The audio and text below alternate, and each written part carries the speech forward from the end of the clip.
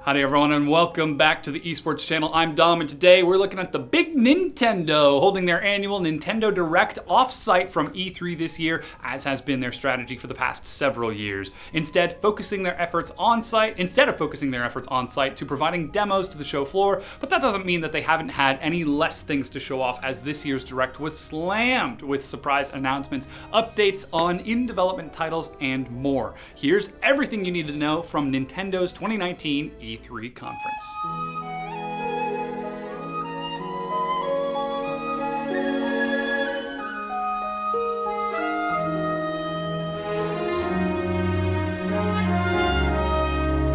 Perhaps the biggest surprise was the announcement that a sequel to The Legend of Zelda Breath of the Wild is currently in development. While the fact that a new Zelda game is coming out in and of itself isn't too surprising, the fact that it's already in development and is not a new entry but a direct sequel to Breath of the Wild is big news for Zelda fans. A small CG cutscene was shown, showing off Zelda's swanky new short hairstyle. It is 2019 after all, but no gameplay or further information was shown. Now, Nintendo is sure to keep details on this one close to the chest until the time is right, but you know, the moment that thing opens up, the internet is going to go crazy.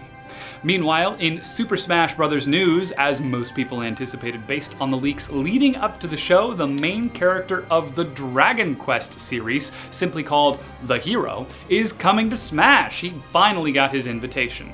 The Hero is actually multiple characters in one, including the main characters from Dragon Quest 3, 4, 7, and the most recent 11, which is set to be re-releasing on the Switch in a new definitive edition that was announced the night before, and we also got a chance to see an additional trailer for that in Nintendo Direct's conference, and also in Square Enix's conference, so everybody gets to share the love. That's coming out September 27th.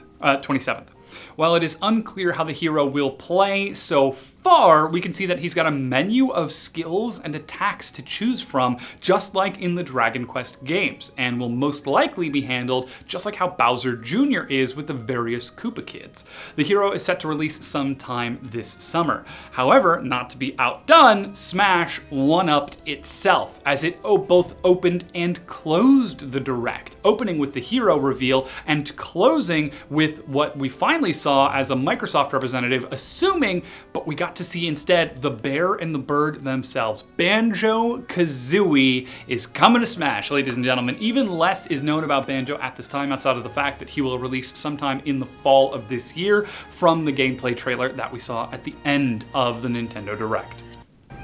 We also got to see more of Luigi's Mansion 3, with playable demos available on the show floor. The new entry in the spooktacular-filled franchise will see Luigi tackling a giant hotel full of ghosts this time around, complete with new moves and abilities, and of course the ability to create a clone of himself called Gooigi, in order to access areas that Luigi himself can't get to. That's going to allow up to 2 players play together for some co-op ghost busting fun.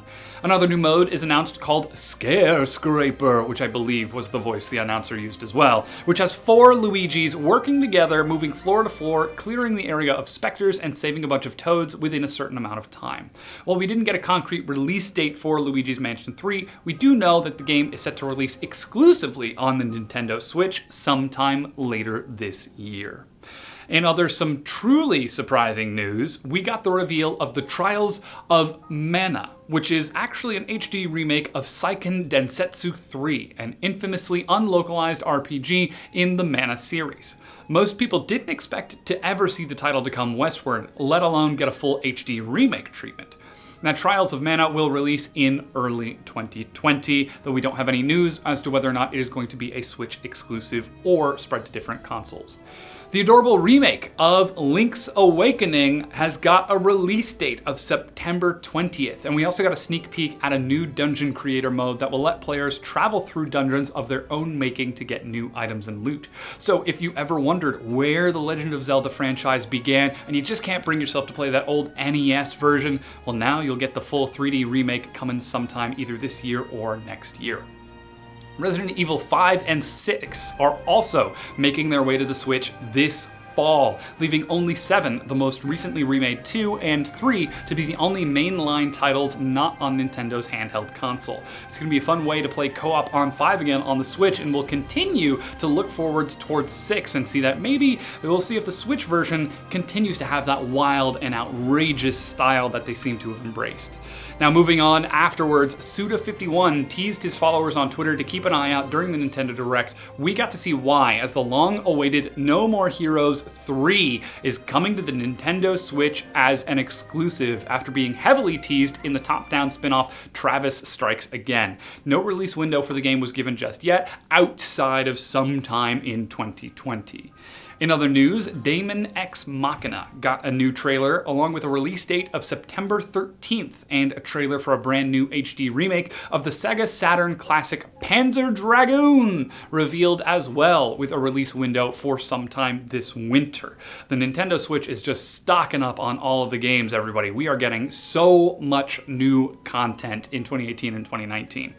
Also, in an extremely surprising move, Konami appears to be back making video games with the announcement of Contra Rogue Corps, a brand new entry in the Contra franchise releasing on September 24th. Alongside the new game, a Contra collection was shown off as well, which includes 10 classic Contra games that is available right now to download from the Nintendo eShop. So it looks like Konami is finally getting their feet back into the full-scale video development franchises. Up next, we got another look at Marvel Ultimate Alliance 3, giving us a new trailer showing off even more Marvel heroes and villains, and also announced that the game will launch with an expansion pass that's going to be including even more characters from the likes of the Marvel Knights, X-Men, and the Fantastic Four, showing off the fact that these franchises are back in Marvel's hands, though their parent company, Disney's recent acquisition of Fox earlier in the year, is finally opening up those rights. Ultimate Alliance will be dropping very soon on July 19th, and guess who can't wait to play their own favorite superheroes in those games as well.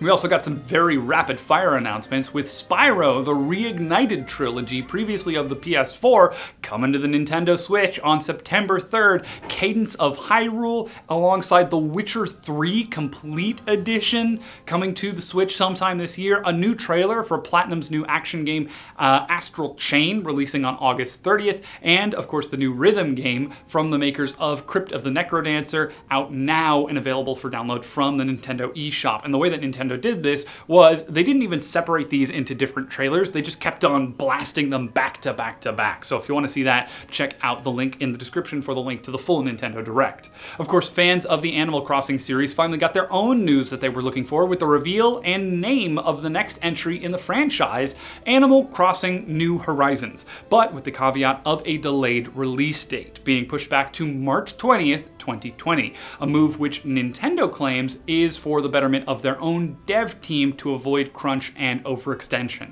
And listen guys, if Nintendo can take steps to avoid crunch, so can everyone else. Say it with me, no more crunch.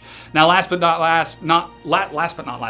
least, we didn't hear much about Pokemon Sword and Shield since the game had its own direct completely dedicated to it the week prior to E3, but it was announced that the Pokeball Plus accessory will be usable in the game to take your own Pokemon on walks with you, just like Let's Go Pikachu and Eevee. But the peripheral will not be usable as a controller due to the increased amount of inputs necessary in the game compared to Pokemon Let's Go. Unfortunately though, there were a couple of titles that we did not hear anything from, with these two big titles missing from the show. No news on Metroid Prime 4, which was recently announced to have been scrapped and taken away from its original developers, as of now an unknown developer, and given back to its rightful home at Retro Studios.